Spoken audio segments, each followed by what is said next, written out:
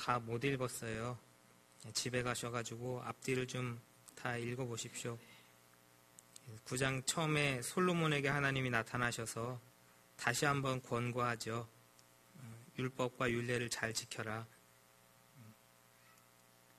그 다음에 나오는 이야기부터 조금 부정적인 이미지들이 끼어요. 예를 들면은 국가 공사들을 일으킵니다. 건축 공사들.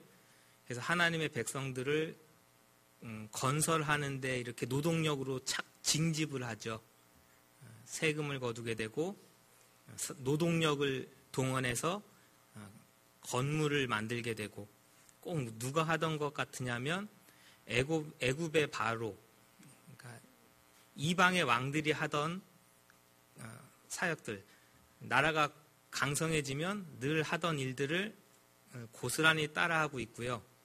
시바의 여왕이 와서 지혜 이야기, 솔로몬의 방문한 이야기가 10장에 나오는데 14절 이하부터 보면 어떤 부분 부의 과시거든요. 맞아요. 하나님이 복 주셔서 이런 건설도 하게 되고 이런 부한 걸 과시하게도 되고 다 좋은데 약간은 좀 부정적인 이미지가 좀 끼어 있어요. 그러다가 11장으로 이렇게 넘어와서는 훅 하고 터지는 거죠. 불안하다, 조금 뭔가 꺼림칙하다. 어디서부터 그런 이미지가 나오냐면요. 성전 지으면서 자기 왕궁 지을 때부터.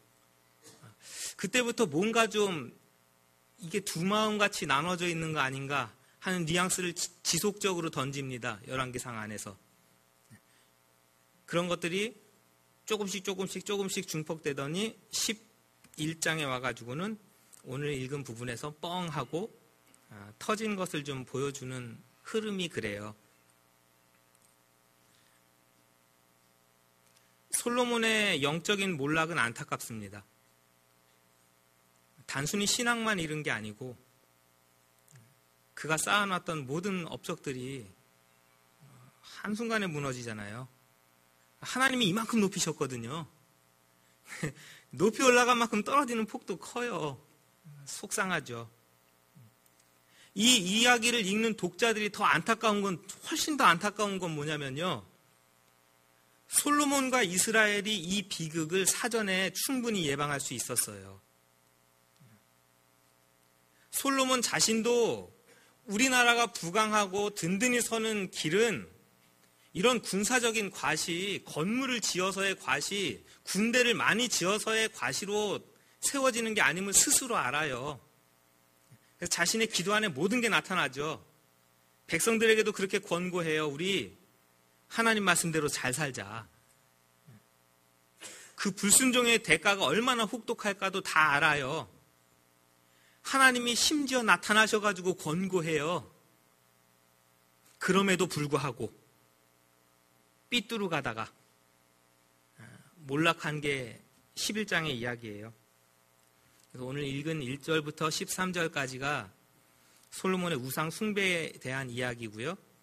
14절부터 25절까지가 이스라엘 나라의 위상이 서서히 다운되는 이야기를 보여주고요. 위아래로 이제 대적들이 일어나기 시작해요. 26절부터 40절까지 국내에서 이제 왕권에 대한 도전들이 일어나죠. 나라가 안에서부터 자체적으로 흔들려요. 그리고 41절부터 43절까지는 솔로몬의 죽음의 이야기로 11장이 이렇게 꾸려져 있습니다. 왜 이런 이야기를 보여주실까? 가히 기쁘지 않습니다. 가히 즐거운 얘기 아니에요. 즐거운 얘기는 솔로몬이 성전을 짓고 하나님이 복 주시는 이야기, 백성들이 기쁘게 찬송하는 이야기, 그건 우리에게 너무나 즐거운 이야기가 될 수 있습니다. 그러나 오늘 읽은 이야기는 굉장히 부정적이거든요. 왜 하나님의 나라를 이렇게 무너지는 모습을 보여주실까? 그건 오는 모든 시대에 교회들과 성도들이 이러한 방식으로 무너지지 말라고요. 이러한 방식으로 무너집니다 하는 것을 너무나 적나라하게 보여주죠. 단 한 가지예요. 한 가지 이유였어요.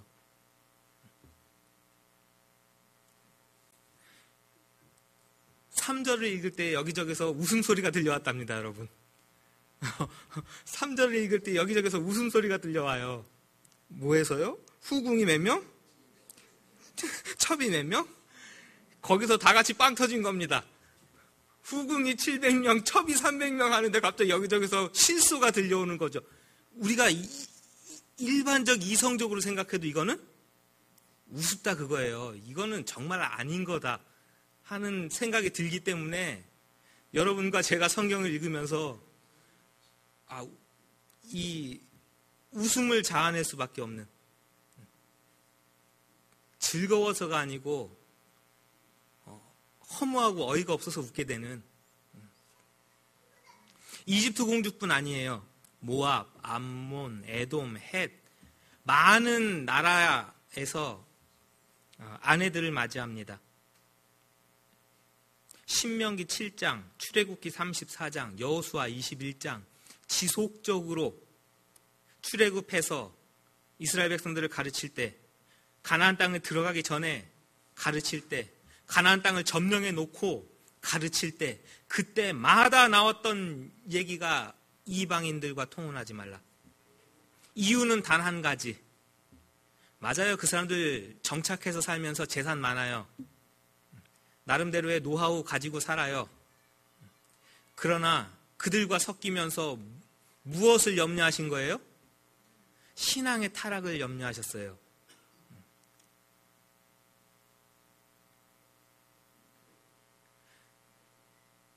솔로몬이 고스란히 그 길을 가요. 우리 열왕기상 3장 3절 읽으면서 3장 읽으면서는요, 3장 3절이에요. 솔로몬이 여호와를 사랑하고 그의 아버지 다윗의 법도를 행하였으나 산당에서 분향했다. 성전이 없었으니까. 여호와를 사랑하고 그의 아버지 다윗이 따랐던 여호와의 법도를 준행하는 자예요. 그러나 맞아요. 저와 여러분 오늘 예배드리러 이 자리에 나와 있는 저와 여러분 모두도 여호와 하나님을 사랑합니다. 하나님의 법도를 사랑합니다. 아멘이에요. 그러니까 여기 나와 있잖아요, 다. 그게 싫은 사람이 여기 왜 와요? 벌 받을까 봐요? 근데 참 안타깝게도 여호와 하나님을 사랑하는데도 불구하고, 성전을 지을 만큼 열정이 있는데도 불구하고요, 그의 마음이 또 다른 것을 사랑합니다. 그 하나의 또 다른 대상이 여인일 뿐이에요. 이방 여인들일 뿐이에요. 이것은 저와 여러분들이 무엇이든지 갖다 놓을 수 있는 것이에요. 그 자리에다가. 어떤 분은 이 이방 여인이 아니에요. 이 자리에 어떤 분들은 돈이 와 있고요. 어떤 부분은 명예가 와 있고요. 이 명예라는 것도 대단합니다. 그것에 목매시는 분들은요, 상당해요. 거기다가 우리 가족을 놓으신 분, 건강을 놓으신 분, 여러 가지로 놓을 수 있다는 것을 상정해 놓으시고 솔로몬을 보시기 바라요. 여호와 하나님 사랑해요. 그의 법도를 알아요. 여호와의 관계 안에서 우리가 든든히 선다는 것 알아요. 그럼에도 불구하고 여기다가 마음을 나누어 주기 시작해요. 그게 1절이에요. 다시 한번 읽어볼까요? 1절이에요. 시작. 솔로몬 왕이 바로의 딸 외에 이방의 많은 여인을 뭐해요? 됐어요. 사랑했어요. 자, 2절 제가 봤을 때는 한 줄, 두 줄, 세 줄, 네 줄 보면은 이방 여인들과 왜 결혼하지 마냐? 너희의 뭘 돌린다고요? 마음을 돌려요. 우리 한글로 번역되어 있으니까 이렇게 되어 있는데요. 히브리어로 써 있는 이 사랑한다, 마음을 드린다는 말은요, 항상 좀 같이 쓰여요. 같이 쓰이는데 어디에다 같이 쓰이느냐? 여호와 하나님을 사랑하고 하나님께 마음을 드린다 할 때 같이 쓰여요. 그래서 예를 들면 이런 겁니다. 우리가 너무나 잘 아는 건데 읽어드릴게요. 이런 식으로 쓸 때 많이 쓰는 거예요. 너희는 마음을 다하고, 그렇죠? 뜻을 다하고 힘을 다하여 내 하나님 여호와를 뭐하라? 사랑하라 할 때, 너의 마음을 다하고 뜻을 다하고 여호와 하나님을 사랑하라. 그때 항상 이 마음, 우리의 전 인격, 모든 내면 그 통칭하는 마음과 그 마음을 하나님께만 다 드린다는 사랑의 표현은 하나님께만 쓰는 거예요. 이런 거 다예요, 전부. 10장 12절 똑같죠. 내 하나님께서 내게 요구하는 것이 무엇이냐?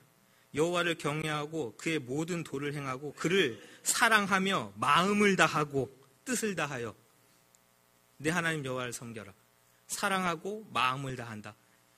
이 신명기 전체 내용 다 이제 이 용어가 쓰일 때는 하나님께 대한 표현이에요. 지금 이게 솔로몬이 누구에게 가 있는 거예요, 이게 지금? 이방 여인에게. 이 표현을 지금 하나님께 쓰는 게 아니라 이방 여인에게 마음을 나누어줬어요, 사랑을 나누어줬어요 라고 되게 비난하는 표현이라고요. 단순하게 여기 여인들이 많고 어떻게 정치적인 역량 때문에 그랬든지 이뻐서 그랬든지. 왜 웃으세요? 이뻤을 수도 있잖아요. 거기다가 내 마음을 나눠준 거고 내 사랑을 다 나눠준 거예요. 그러면서 다신주의로 전락했죠. 여호와 하나님만 섬기던 솔로몬이 마음을 나누어 주면서부터는 다신주의로 전락해요. 그게 때로는 우리의 모습일 수 있다고요. 하나님 사랑해요. 그의 법을 알아요. 근데 집에 가면 물질도 신이야. 내 자녀도 신이고 건강도 신이고요. 왜요? 거기다 자꾸 마음을 나눠줬거든요.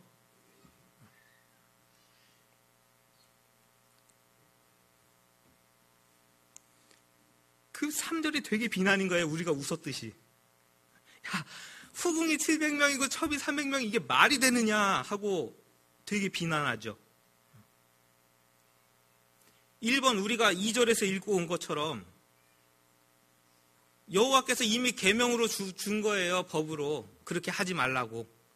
왕으로서 이미 어겨도 이 둘만 합쳐도 1000명인데 1000번은 어겼네요. 자, 이거 꼭 솔로몬에게 적용하려고 얘기한 것처럼 신명기 17장 한번 가서 펴보실래요? 가나안 땅에 들어가기 전에 모세가 이스라엘 백성들을 모아놓고 그 당시에는 이스라엘에 왕이 없죠. 왕이 없던 거잖아요. 그런데 14절부터 이스라엘 왕에 대한 이야기를 하시네요. 여호수아의 세대를 지나고 사사 시대를 지나고 다윗, 솔로몬, 사울 왕이 세워지기까지 그 수많은 세월이 지나야 할 터인데 이미 왕에 대한 규정이 이렇게 있어요. 16절부터 17절까지만 읽어볼게요. 시작. 그는 병마를 많이 두지 말 것이요 병마를 많이 얻으려고 그 백성을 애굽으로 돌아가게 하지 말 것이니 이는 여호와께서 너희에게 이르시기를 너희가 이후에는 그 길로 다시 돌아가지 말 것이라 하였음이며 그에게 뭐요? 아내를 많이 두어 그의 마음이 미혹되게 하지 말 것이며 자기를 위하여 은금을 많이 쌓지 말아라. 그 앞에서 은과 금으로 방패를 쳐 만들고 그때부터 이런 것과도 어그러져 있고요. 아내를 많이 두는 것부터도 이스라엘 왕이 가져야 할 자세가 다 어그러져 있고요. 마치 솔로몬을 두고 경고한 것처럼. 그러나 하나님이 주신 모든 부귀 영화를 가지고 열방의 다른 나라의 왕과 다를 바 없이 전락해버린 그 모습을 보여준다고요. 그리고 결정적인 우상 숭배로 나아가기 시작합니다. 그 여인을 사랑하면서. 나이가 들었어요. 4절 가면은 이제 서서히 판단력도 흐려집니다. 그러니까 그 주변에 그동안은 눌려있던 이 여인네들이 목소리를 발휘하기 시작합니다. 우리가 섬겼던 신을 좀 섬기게 해달라. 아스다롯을 얘기해요. 그모스를 얘기해요. 밀곰과 몰렉을 얘기합니다. 아스다롯은요, 성의 여신이에요. 다산의 상징, 그런 거죠. 고대로 올라갈수록 자식이 많은 것은 힘과 부의 상징이고요. 복받음의 상징이에요. 그래서 지금도 출토되는 그런 거 있잖아요. 인형들 보면.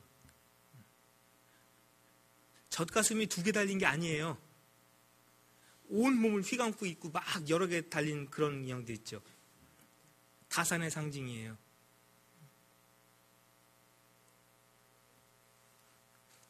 밀곤과 몰렉은 하나예요. 동일 신인데요. 별에 대한 신이에요. 별. 그모스 또한 별신이고요. 왜 이방신을 섬기는데 그런 다산의 상징, 별의 상징을 가지고 들어올까요?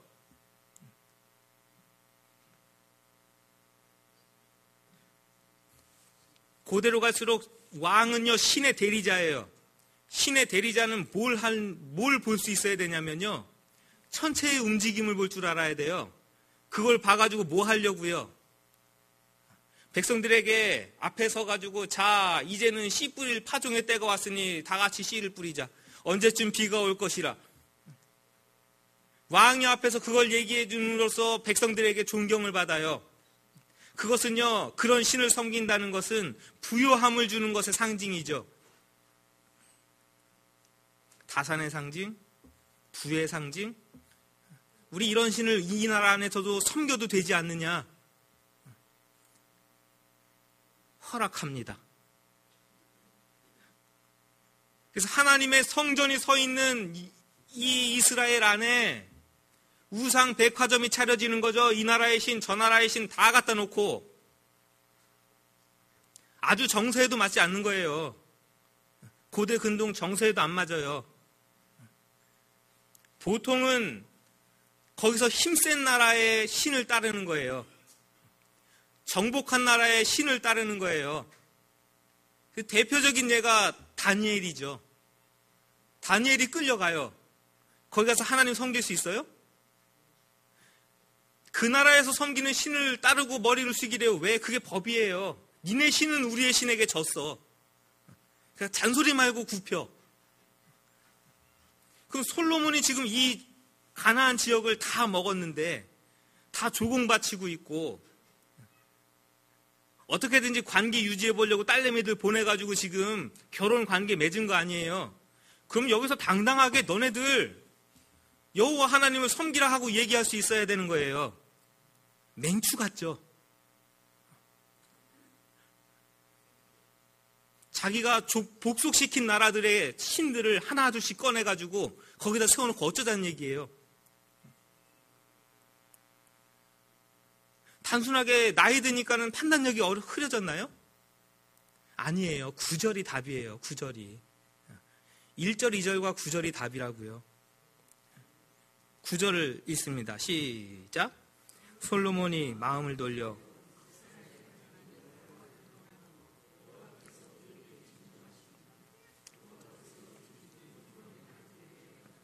됐습니다. 마음을 돌려서 그가 여호와 하나님께로 떠난 거예요. 나이와는 상관없어요. 새벽에도 4절, 6절 동그라미 쳐놓으시면 다윗과 비교하죠. 다윗은 마지막까지 여호와 하나님을 사랑하는 자로 그려지고 있고 솔로몬은 그와 대비돼요. 하나님보다 더 사랑한 이방 여인들에게 마음을 뺏기면서 하나님께로부터 멀어진 것 뿐이에요. 어떻게 그럴 수 있을까요? 솔로몬이요, 하나님께서 애칭을 지어주실 만큼 사랑받은 자예요. 선지자 나단을 보내서요, 친히 하나님께서 선지자를 보내서 여디디아라, 여호와께서 가장 사랑하시는 자라는 애칭을 지어주셨다고요. 솔로몬에게. 구하는 게 너무나 갸륵하고 기특해서요, 지혜를 달라고 하니까 백성들을 잘 판단할, 세상 누구도 갖지 못할 지혜를 줬다고요. 우리는 다윗 시대에 강성했을 것 같고 부했을 것 같지만 아니에요. 이스라엘 역사상 가장 풍요롭고 가장 방대한 땅을 가졌고 그 가나안 지역에서 가장 영향력을 크게 발휘했던 것이 솔로몬의 시대라고요. 그만큼 하나님이 주신 것을 풍요롭게 누렸는데 가장 기본적인 법 앞에 무너집니다. 너는 나 외에 다른 신을 섬기지 말라는 아주 기본적인 법 하나 앞에 무너져요. 대한민국이 잘 살죠? 부합니다. 여러분 엄청나게 깔끔하게 보이시는 거 아세요? 미국이 세계 1등이라고요? 교회 가보면 여러분보다 깨끗하지 않아요. 깔끔하지 않습니다. 진짜요. 옷이 잘 맞습니까? 제가 미국에 살면서 한 번도 제 몸에 맞는 양복을 입어본 적이 없습니다. 항상 컸어요. 후질근. 이유는 너무 비싸서 맞출 수가 없어요. 너무 비싸서 맞출 수가 없어서 어떻게 샀느냐? 한국에서 여러분들이 사고 백화점에서 팔고 팔다가 해가 넘어가고 1년 지나고 2년 지나는 걸 어떻게 하는지 아세요? 컨테이너에다가 싹 다 때려 넣습니다. 그 컨테이너를 10개씩 20개씩 어디로 날라요? 가난한 나루만 갈 것 같죠? 제가 미국에서 사 입었다니까요. 100불 주고. 가면은요, 이제 그 전단지가 아파트 문에 붙습니다. 어느 마켓에 몇 월 며칠부터 한국에서 들어온 양복이 세일합니다. 쫓아가죠. 맞는 게 있을까요? 최대한 맞춰보는 거죠. 그러다가 사서 입어요. 그럼 저만 그럴까요? 대체로 후줄근합니다. 여러분 정말 잘 입고요, 잘 드시고요, 잘 사시고요, 잘 쓰시고요. 뭐에 무너지느냐? 내 하나님 여호와만 살아가는 것에서 다 무너져요. 수많은 복이 임하기 전에는요, 여호와 하나님 앞에 부르짖는 세대였다고요. 그게 여러분들 세대예요. 기도원에 가가지고 기도한다고 막 쫓아다니던 시대가 여러분들 세대고요.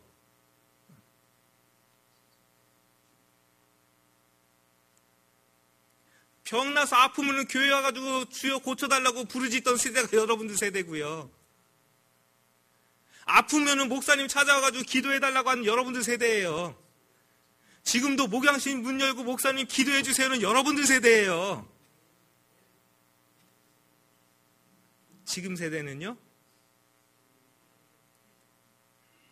너무 많이 나뉘어져 있죠. 사실 점점 더 그럴 것 같아요. 하나님의 복이 부어진 다음에는요, 10,000원일 때는 1,000원 11조 하는 거 쉬웠어요. 1,000,000원 다음에 100만원 11조 하는 거는 왜 이렇게 점점 아까워지는 거예요? 사실 이런 마음들이에요. 점점 더 나뉘어지죠. 점점 더 나뉘어지고 설명이 안 돼요. 사실 이게 상식적으로 이해가 되지 않는 거예요. 죄에 빠진다는 것이 이해가 됩니까? 지금 솔로몬이 하나님의 이런 은혜를 받은 자가 이렇게 기본적인 것에서 무너진다는 게 상식적으로 이해가 되냐고요. 상식적으로 이해 안 되는 일이 우리 안에 일어난다니까요. 어떻게 저 목사가, 어떻게 권사님이라는 분들이, 어떻게 교회 안에서 20년, 30년 신앙생활 했다는 분들이 저렇게 기본적인 것에서 무너지고 있지 하는, 때로는 이성으로 이해가 안 되는 일들이요, 이런 일들이 일어난다고요. 그래서 이 말씀 준비하면서 한 주일 동안은요, 도대체 예배는 뭐고, 여러분 설교 잘한다는 게 뭐예요? 저는 매일 설교하거든요. 거의 새벽마다 해야 되고, 수요일도 해야 되고, 주일도 해야 되고. 그럼 때로는 은혜 받았습니다. 여러분들 평가도 있겠죠. 설교를 잘한다 못한다. 한 주 동안 열심히 생각해 보는 거예요. 도대체 설교를 잘한다는 건 뭐예요? 우리가 하나님 앞에 올바로 잘 예배드리고 있다는 건 도대체 뭐죠? 저는 어떻게 하면 설교 잘하는 거예요? 이런 걸 보면서 하나의 또 이렇게 길을 찾는 거죠.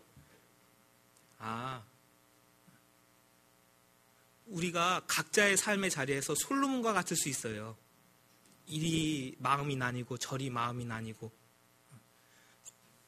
우리가 예배를 잘 드리고 있다는 것은 그 나뉘었던 마음들이 다시 하나님께로 돌려지면 잘 드리는 예배 아닌가. 목사가 이런저런 말 잘하고 여러 예와 갖다 붙여서 여러분 귀에 듣기 좋은 거 얼마든지 할 수 있겠죠. 그러나 저와 여러분들의 마음을 하나님께로 다시 한번 좀 이렇게 돌려놓을 수 있는 말씀이 전파된다면 저는 그것으로 잘한 것이다라고 스스로 평가할 수 있지 않을까. 그냥 전 혼자 한 주일 동안 그 생각을 한 거죠. 왜냐하면 그 다음에 일어날 일들이 너무나 가슴 아프기 때문에 그래요. 복이 도대체 뭔가도 구체적으로 생각해 보게 돼요. 하나님 앞에 은사 달라고 기도하십니까? 은혜 달라고, 능력 달라고, 부를 달라고? 이것도 그냥 이거는 제 생각이니까. 그것 달라는 것도 굉장히 중요한 기도의 제목이고 소중한 것인데요. 과연 그것이 하나님 앞에서 나에게 주어졌을 때 그 지혜와 지식을 가지고 능력과 부를 가지고 어떻게 쓸 것이지? 그것을 더 깊이 묵상하는 것도 되게 중요한 작업 같아요. 이 쓸데없는 짓 하거든요, 솔로몬처럼. 결국 우상 숭배에 빠졌던 솔로몬에게 노하세요. 우리가 받아들이지 못하는 것 중 하나예요. 하나님이 노하신다. 그건 구약의 하나님 아니냐? 징계하시고 진노하시는 하나님. 천만의 말씀이에요. 우리는 나라를 살아가는 거예요. 하나님 나라를 살아갑니다. 하나님이 다스리시는 나라를 살아가는 거예요. 그 안에는 하나님이 내리신 법이 있는 거예요. 대한민국엔 대한민국 법이 있는 것처럼 하나님 나라 안에서는 하나님 나라의 법이 있어요. 어렸을 때는 모르니까 모른다고 쳐요. 저 꼬맹이가 파란불에 건너가는지 빨간불에 건너가는지 몰라요. 그러니까 손 붙잡고 서 있고요. 빨간불에 뛰어가도 끌어안고 나와요. 장성한 어른들은요. 법을 지키면서 사는 건 당연한 거예요. 지속적인 당부와 경고가 무시될 때는 어떻게 되나요? 면허증 있으신 분들, 법을 어깁니다. 결과가 어떻게 되나요? 벌점이 쌓여갑니다. 음주운전했습니다. 벌금, 또 벌점이 쌓입니다. 새벽에 사람 안 본다고 휙 지나가다가 경찰한테 걸렸습니다. 또 벌금, 또 벌점이 쌓입니다. 어느 순간에 가서 이게 벌점이 쌓이고 오버가 되면요, 면허 취소. 면허 박탈되는 거예요.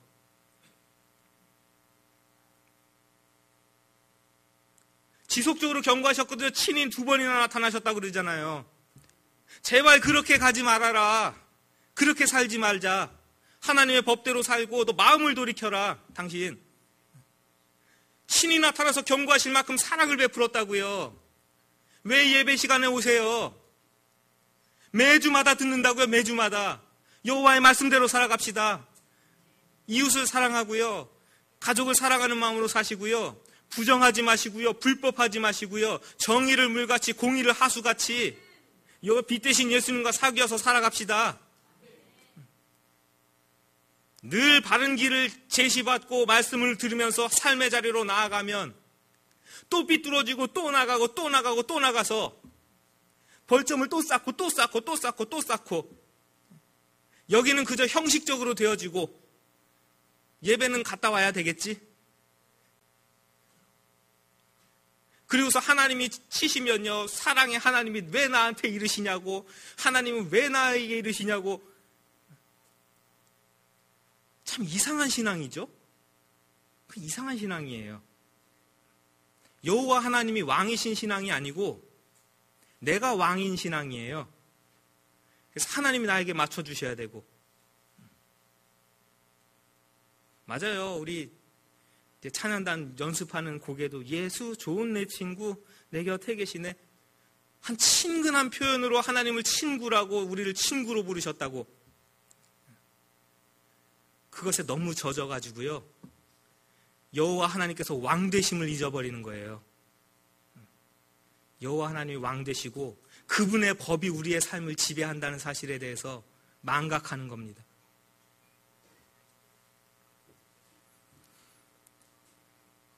여전히 하나님은 신실하십니다. 잘못했어요. 오늘 당장 뺏어도 되는데요, 신실한 자기의 약속을 기억하고 여전히 그 자리에 서 계세요. 이때라도 솔로몬은 돌이켰으면 하나님의 은혜 안에 있을 거예요.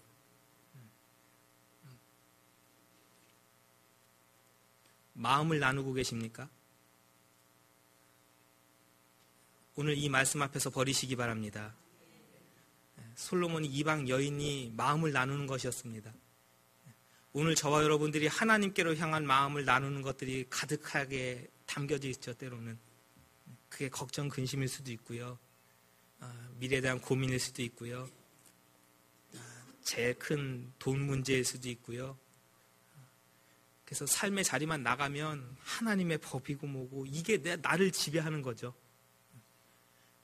1000명이나 둘러싸여 있으니 하루에 한 명씩만 찾아와서 왜 저쪽은 세워주고 나는 안 세워주냐고 떠들었으면 항상 거기에 마음이 빼앗겼겠죠.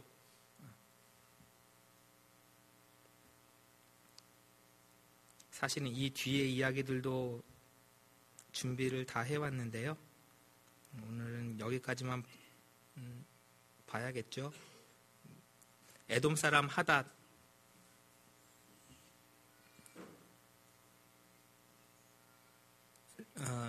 시리아의 르손, 애굽에서부터 이스라엘을 이제 대적하는 자, 이스라엘 위에서 대적하는 자들이 서서히 일어납니다.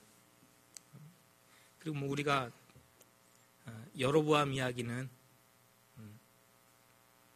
뭐 나라를 나누게 되는 사람이니까 다 알죠. 아히야라는 선지자가 만나요. 그래서 자기 옷을 찢죠. 조각조각 내서 10개를 이렇게 주면서 이 나라의 이 지파를 당신이 차지하게 될 것이라. 그리고 애굽으로 이렇게 도피하는 장면, 그리고 솔로몬이 죽는 죽음까지가 11장의 이야기예요.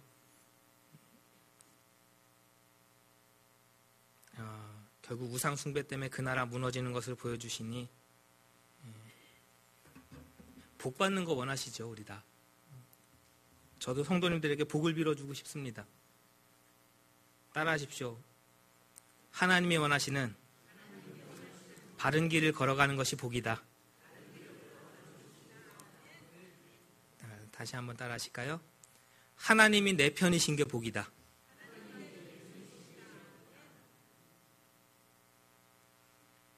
하나님이 내 편이신 게 복이죠. 하나님은 변함없이 서 계신 거거든요. 우리가 하나님 편에 날마다 서는 게 복입니다. 사실 하나님이 내 편이신 게 복이 아니고 하나님은 날마다 서 계시죠. 언제나 동일하게 서 계세요. 그러면은 다시요. 하나님께로 가까이 하는 삶이 복이다. 저는 항상 복이 그렇습니다. 뭐 이만큼 내려주시는 게 복이고 손에 쥐어져서 복은 아니에요. 제 안에서 그런 복의 개념은 좀 사실 잘 없어요. 여호와 하나님께 가까이 나아가는 삶이 복입니다. 한 주간도 복된 삶 살아가시기 바랍니다. 우상을 떨궈내시고 더러운 것들은 치워내시고 여호와 하나님께로만 향하시는 한 주 되시기 바랍니다. 이 시간 같이 한번 여러분 우리 자신을 위해서 기도합니다. 내가 솔로몬과 같지 않은지, 여호와의 사랑 알아요. 하나님의 말씀도 알고요. 그런데 삶의 자리만 가면 내 마음을 나누는 것들이 그렇게 주변에 무수합니다. 1000명의 후궁과 첩이 있었던 것처럼 하나님 내 주변에 내 삶의 영역에 말씀이 떠오르지 않고 하나님과의 관계가 떠오르지 않게 하는 정말 수많은 것들이 이렇게 산재해 있습니다. 특별히 이 문제에 있어서는 내가 너무나 신경을 빼앗기게 되고 마음을 쓰게 되어지고 내 마음을 나누게 되어집니다. 주여 불쌍히 여기시고 이것을 제하여 주소서. 이 나뉜 마음을 제하여 주시고 하나님만 바라보는 온전한 믿음을 나에게 부어주소서. 이것은 우리 굉장히 중요한 기도의 제목입니다.